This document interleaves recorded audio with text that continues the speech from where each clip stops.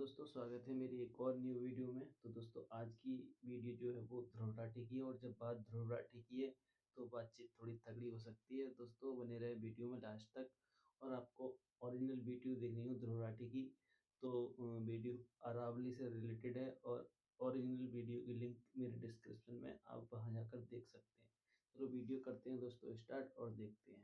नमस्कार दोस्तों, लगभग 2 बिलियन साल पहले राजस्थान के बीचों बीच कॉन्टिनेंटल प्लेट्स के टकराने से पहाड़ों की एक दीवार खड़ी होती है। ठीक है। गुजरात से शुरू होकर दिल्ली के रायसीना हिल्स तक जाने वाली लगभग 700 किलोमीटर लंबी ये दीवार आज दुनिया की सबसे पुरानी माउंटेन रेंजेस में से एक है। पिछले हजारों सालों से इन पहाड़ों ने एक बहुत जरूरी काम किया है, थार रेगिस्तान को आगे फैलने से रोकने का। अगर ये पहाड़ियां ना होती तो दिल्ली, उत्तर प्रदेश, हरियाणा, मध्य प्रदेश के कई इलाके रेत के समुद्र में दफन हो चुके होते।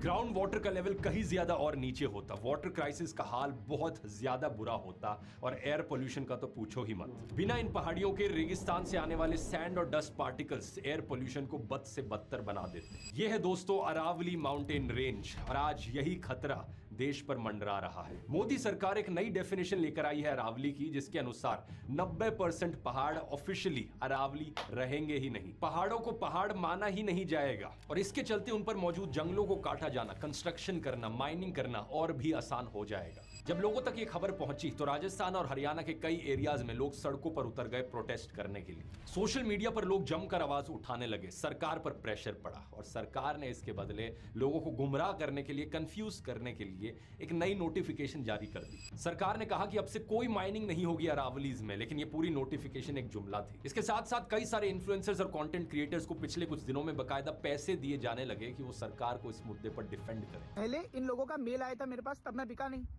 अब इन सज्जनों की कॉल आई मेरे पास धमकाने के लिए। भाई ये ईमेल है एग्जैक्ट आपको दिखाने के लिए दिखा रहा हूँ कि ये जो चल रहा है कि कंटेंट प्रीव्यू कैसा होना चाहिए। तो ये पूरा अरावली वाला जो डेवलपमेंट प्रोजेक्ट है, बहुत से लोगों ने सेम स्क्रिप्ट का इस्तेमाल करके ऐसे कई वीडियोस बनाए हैं जहां पर वो कहते हैं कि एक्चुअली में सरकार जो कर रही है वो अरावली को डिस्ट्रॉय करने के लिए नहीं, बल्कि उन्हें बचाने के लिए कर रही है। सुप्रीम कोर्ट ये इसलिए कर रहा था जैसे कि अरावलीज को बचाया जा सके। एनीवे मेजर माइनिंग अरावली से कोई कर ही नहीं सकता। आइए समझते हैं इस पूरे मुद्दे को गहराई से आज के इस वीडियो में। हमारी कहानी असल में मई 2024 में शुरू होती है, जब सुप्रीम कोर्ट अरावली रेंज को माइनिंग से बचाने के लिए, ध्यान से सुनो, माइनिंग से बचाने के लिए मोदी सरकार को आदेश देता है कि अरावली की एक यूनिफॉर्म डेफिनेशन बनाओ। सुप्रीम कोर्ट का मानना था कि अरावली की पहाड़ियों को प्रोटेक्ट करना और आसान हो जाएगा अगर इनकी एक यूनिफॉर्म डेफिनेशन होगी तो। ऐसा इसलिए क्योंकि अरावली रेंज 4 राज्यों से होकर गुजरती है, गुजरात, राजस्थान, हरियाणा, दिल्ली, और इन सब राज्यों में अलग अलग डेफिनेशंस का इस्तेमाल किया जाता रहा है। तो सरकार को काम दिया गया था एक बेहतर डेफिनेशन बनाने का, लेकिन union environment and foreign ministry ने जो डेफिनेशन बनाई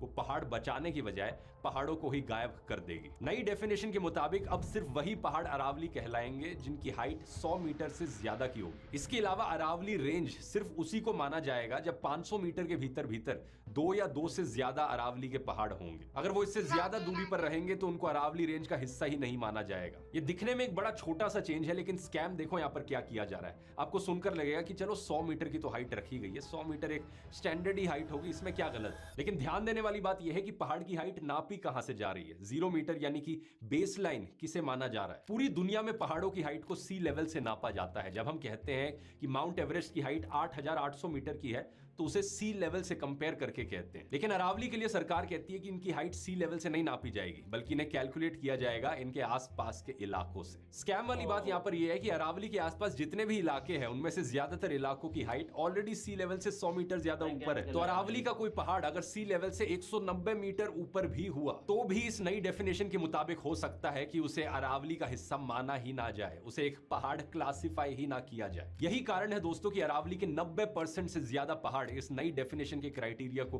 पूरा ही नहीं करते, और इसलिए उन्हें अरावली कहा ही नहीं जाएगा। फॉरेस्ट सर्वे ऑफ इंडिया के मुताबिक राजस्थान में अरावली के 12,081 पहाड़ों में से सिर्फ 1048 पहाड़ ही 100 मीटर से ऊंचे हैं, यानी कि सिर्फ 8.7% पहाड़। बाकी 90% से ज्यादा पहाड़ अब ऑफिशियली पहाड़ हैं ही नहीं। कमाल की बात यह है कि जब 20 नवंबर 2025 को सरकार ने यह डेफिनेशन सुप्रीम कोर्ट को दी तो सुप्रीम कोर्ट ने इस नई डेफिनेशन को एक्सेप्ट भी कर लिया और एनवायरमेंट मिनिस्ट्री से एक सस्टेनेबल माइनिंग के लिए प्लान तैयार करने को कहा। लेकिन अच्छी खबर यह है कि लोग बेवकूफ नहीं बने। राजस्थान से लेकर दिल्ली तक कुछ ऐसा होने लगा जो पिछले कई सालों में नहीं हुआ। अरावली को बचाने के लिए हजारों लोग सड़कों पर उतर गए। गुड़गांव में लोगों ने हरियाणा के मिनिस्टर्स के घर के सामने जाकर प्रोटेस्ट किया। उदयपुर में लॉयर्स ने कोर्ट से कलेक्ट्रेट तक प्रोटेस्ट मार्च की। जयपुर में मार्च करते हुए अंबेडकर सर्कल पर हजारों लोग जमा हो गए। जोधपुर में भी प्रोटेस्ट हुआ। सभी प्रोटेस्टर्स ने साथ में मिलकर एक ही चीज कही, no Aravalli no life. Aravalli को डिस्ट्रॉय मत करो, हमें सांस लेने दो।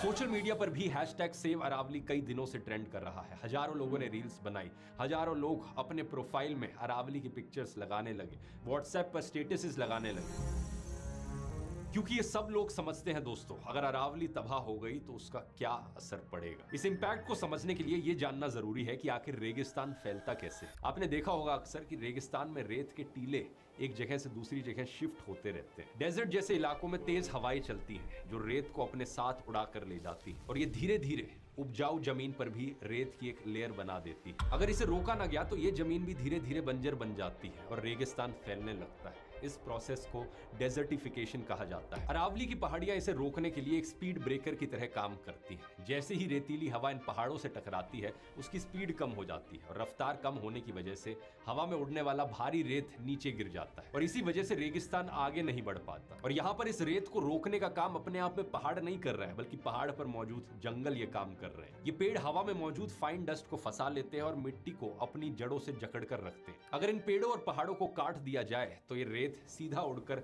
हरियाणा, दिल्ली और उत्तर प्रदेश के फर्टाइल लैंड्स में जाकर गिरेगा और धीरे धीरे ये वहां की जमीन को भी बंजर बना देगा। क्लाइमेट साइंटिस्ट ने कई बार वार्निंग दी है कि अगर अरावली को डिस्ट्रॉय किया जाए तो कुछ ही दशकों में दिल्ली का क्लाइमेट सेमी डेजर्ट क्लाइमेट बन जाएगा। और ये कोई इमेजिनरी चीज नहीं है, क्योंकि कुछ हद तक ऑलरेडी ऐसा हो रहा है। इसका सबूत मैं आपको आगे वीडियो में दिखाता हूं, लेकिन इससे पहले जानते हैं कि अरावली को ऐसे डिस्ट्रॉय करना आखिर कौन चाहेगा, क्या फायदा मिलता है उन लोगों को। और इसका सीधा सीधा जवाब है दोस्तों, पैसा पैसा और पैसा। पैसा ही पैसा होगा। रियल एस्टेट कंपनीज के लिए पैसा, माइनिंग कंपनीज के लिए पैसा और इनसे चंदा लेने वाली पॉलिटिकल पार्टीज के लिए पैसा। अरावली की पहाड़ियां गुड़गांव, फरीदाबाद जैसे Delhi NCR real estate corridor के बीच से गुजरती हैं और यहाँ पर जमीन और घरों का प्राइस अनबिलीवेबली हाई है। हरियाणा की सरकार बार बार कोशिश करती रही है कि अरावली के कुछ हिस्सों को प्रोटेक्शन के दायरे से हटाया जा सके, और इसका फायदा किसको हो रहा है? बाबा रामदेव की पतंजलि ग्रुप जैसी कंपनीज को। अभी तक भी हमको नहीं पता। अब आप हमको ये पूछते हो कि ये कभी हुआ क्या, तो हमको ये क्या पता है कि क्या होता है। असल में अरावली के गांव में जो अनकल्टिवेटेड फॉरेस्ट है, इनकी ओनरशिप पहले ग्राम पंचायत के पास होती थी और इन्हें खरीदा बेचा नहीं जा सकता था। लेकिन फिर भी पतंजलि ग्रुप ने फरीदाबाद के कोट गांव में अरावली की 400 एकड़ से ज्यादा जमीन खरीदी हुई है। अब आप पूछोगे, अगर इस जमीन को खरीदा बेचा ही नहीं जा सकता तो पतंजलि ने जमीन कैसे खरीदी? इन्होंने ये जमीन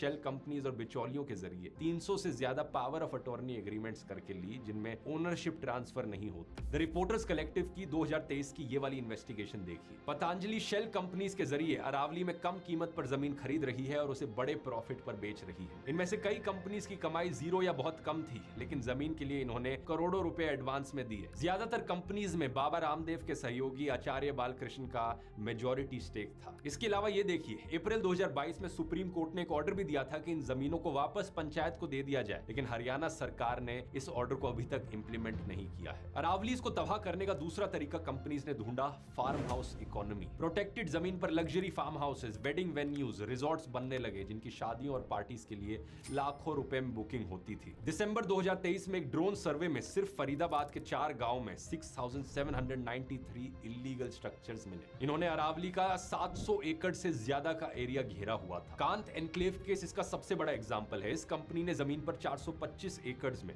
1600 से ज्यादा प्लॉट्स बनाए। यह अरावली का फॉरेस्ट एरिया था, लेकिन इसके बावजूद हरियाणा सरकार ने कंपनी को यहां रेजिडेंशियल कॉम्प्लेक्स बनाने की परमिशन दे दी। और आप यकीन नहीं करोगे किन किन लोगों ने यहां पर प्लॉट्स खरीदे। Former chief justice of India, farmer MP, जाने माने क्रिकेटर, वर्ल्ड बैंक के एक रिटायर्ड अधिकारी, आर्मी ऑफिशियल्स, पॉलिटिशियंस और ब्यूरोक्रेट्स सब ने यहाँ पर प्लॉट्स खरीदे हुए थे। ये पुरानी बात है वैसे। सितंबर 2018 में सुप्रीम कोर्ट ने यहाँ पर बने सभी 30 घरों को डिमोलिश करने का आदेश भी दिया था और कहा कि इसमें कंपनी के साथ the town and country department मिला हुआ था। ये हाल तो दोस्तों तब था जब ये सारा एरिया प्रोटेक्शन के अंडर था। अब सोचकर देखो, अगर ये प्रोटेक्शन भी हटा दिया जाए तो क्या कुछ नहीं होगा यहाँ पर। तीसरा बड़ा खतरा है यहाँ पर माइनिंग से। सिलिका सैंड, मार्बल, स्टोन्स जैसे कंस्ट्रक्शन मटेरियल की माइनिंग की जाती है जो पूरे दिल्ली एनसीआर के कंस्ट्रक्शन मार्केट में जाता है। इन वीडियोस को देखिए, ये इलीगल माइनिंग करने वाले लोग पूरे के पूरे पहाड़ गायब कर देते हैं। अब सोचकर देखो जरा, अगर किसी पहाड़ की हाइट 100 मीटर से थोड़ी सी ज्यादा है और ये पहाड़ों को इस तरीके से काट काट कर उसकी हाइट 100 मीटर से नीचे ले आए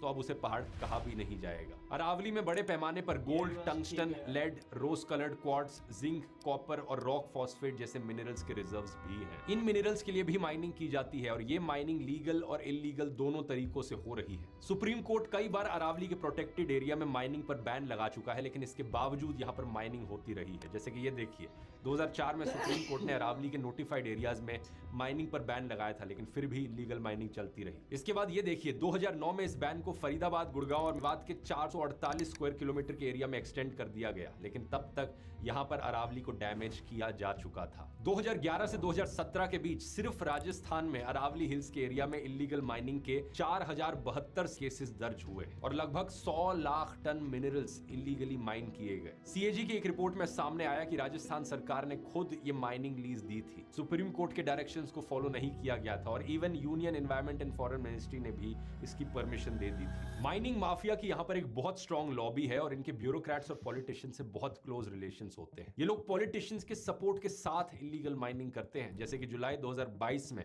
हरियाणा के नूह में डीएसपी सुरेंद्र सिंह ने इलीगल माइनिंग की सूचना मिलने के बाद वहां छापा मारा, लेकिन ये माइनिंग माफिया इतने बेखौफ हैं कि इन्होंने एक ट्रक से कुचलकर डीएसपी सुरेंद्र सिंह की हत्या कर दी।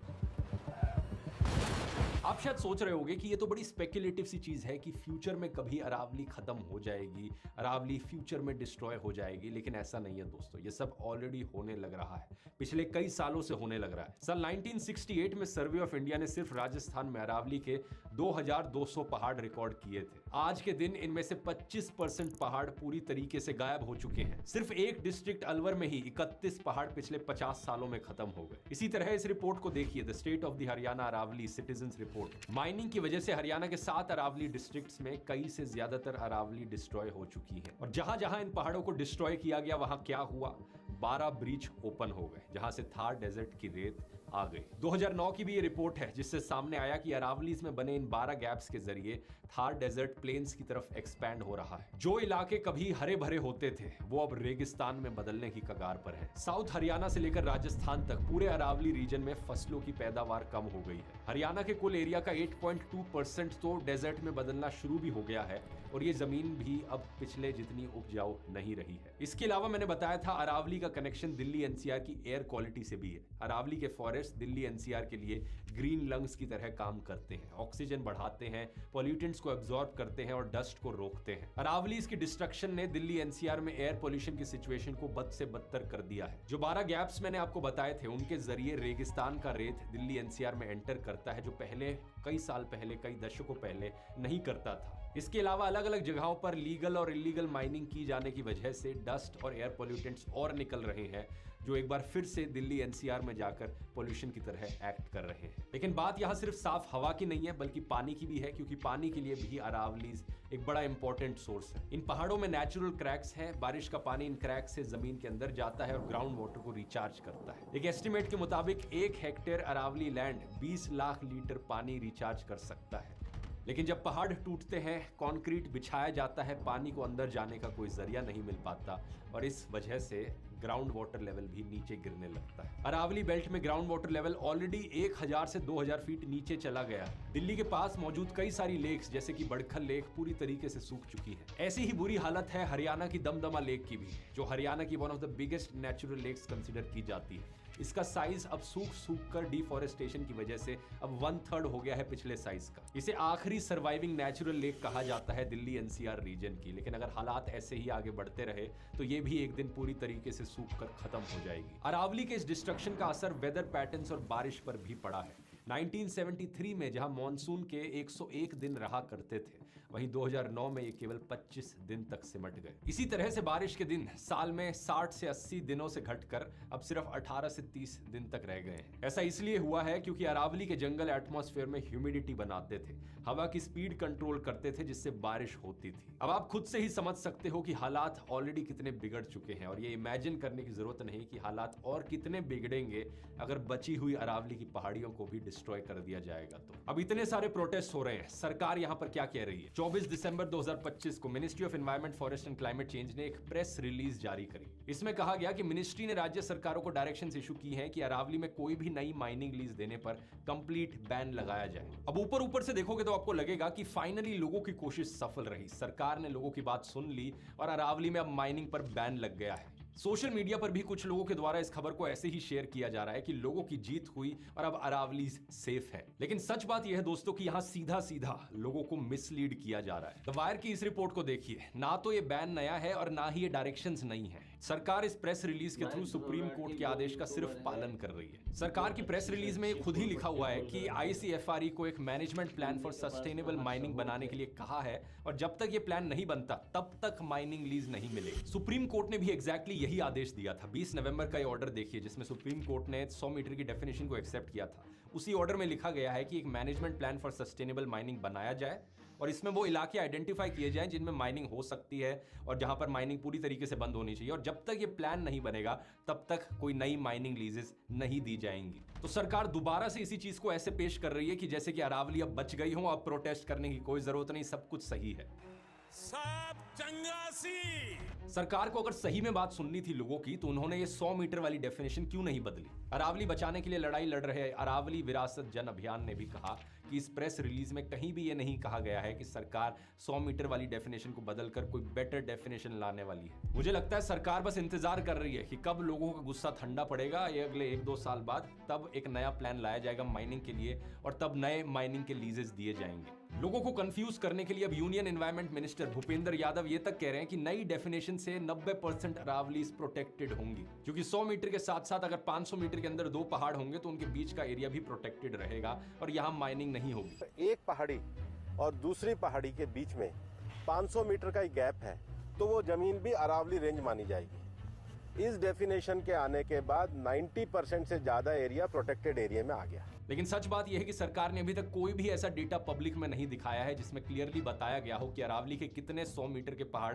500 मीटर से कम दूरी पर है। जो पब्लिक डेटा है वो इसका ठीक उल्टा ही कहता है कि राजस्थान में सिर्फ 8.7% अरावली के ऐसे पहाड़ हैं जो 100 मीटर से ऊंचे हैं। अगर सरकार कह रही है कि 90% से ज्यादा अरावली प्रोटेक्टेड है तो इसका सबूत दिखाया जाए, नहीं तो हवा में कोई भी कुछ भी बोल सकता है। हैरान मत होना अब ये कहने लग जाए कि हमने नई डेफिनेशन के अनुसार 90% पहाड़ियों को अरावली से बाहर बता दिया है, वो अरावली का हिस्सा ही नहीं है, और हम जो कह रहे हैं कि जो अरावली है हमारी राय में उनमें से 90% प्रोटेक्टेड। इन्फ्लुएंसर्स और क्रिएटर्स को बकायदा पैसे दिए जा रहे हैं दोस्तों कि वो अरावली के मुद्दे पर सरकार को डिफेंड करते हुए वीडियोस बनाए। मेरे कई दोस्तों ने मुझे खुद इस चीज का साफ सबूत दिखाया कि किसी मार्केटिंग एजेंसी से उनको ईमेल आई या व्हाट्सएप आया कि अरावली पर जो वीडियो डाला था अपना पुराना, उस वीडियो को हटा दो जहां पर अरावली इसके फेवर में बात की जा रही थी, और उसकी जगह एक नया वीडियो बनाओ कि कैसे अरावली में माइनिंग से डेवलपमेंट होगी। कई सारे क्रिएटर्स ने ऐसी ईमेल्स पब्लिकली भी शेयर करी है, ये देखिए। PR एजेंसी का ये मेल आया, मैं मेल दिखाता हूँ आपको। हाँ, ये तो इनका कहना है कि जो मैंने अरावली हिल्स वाली वीडियो डाली है वो आप डिलीट कर दो और एक नई वीडियो बना दो जिसमें सपोर्ट करो कि अरावली हिल कट रही है, वो बहुत बढ़िया है। क्योंकि कल मुझे भी ऑफर आया था कि भाई आपको सुप्रीम कोर्ट के फेवर में एक वीडियो बनानी है, आप अपना बजट बताइए। जो स्क्रिप्ट इन्हें प्रोवाइड की गई उसमें कहा गया था कि लोगों को जाकर बताओ कि कैसे जो सरकार फैसले ले रही है यहाँ पर वो एक्चुअली में अरावली को बचाने के लिए ले रही है। और कई स्क्रीन पर ये चेहरे देख सकते हो जिन्होंने इसी स्क्रिप्ट को फॉलो करते हुए सेम सा वीडियो डाला। इनमें से एक बंदा कहता है कि सरकार 100 मीटर की डेफिनेशन सिर्फ डिफाइन करने के लिए लाई है, लेकिन 100 मीटर के नीचे वाली हिल्स भी इक्वली प्रोटेक्टेड है, लेकिन कैसे हैं ये नहीं बताया। कि 100 मीटर से ऊपर वाली अरावली हिल्स है, इसका मतलब ये नहीं है बाकी सबको हटा दिया जाएगा और माइनिंग के लिए ओपन कर दिया जाएगा, बाकी भी इक्वली प्रोटेक्टेड है। लेकिन सच ये है कि 100 मीटर तो एक टेक्निकल बेंचमार्क है और ये अरावली को एक्सक्लूड करने के लिए नहीं बल्कि क्लियरली आइडेंटिफाई करने के लिए दिया है। सुप्रीम कोर्ट हो या गवर्नमेंट, दोनों की इंटेंशन पहले से ही साफ थी। कुछ समझे दया? हाँ सर, इसका मतलब है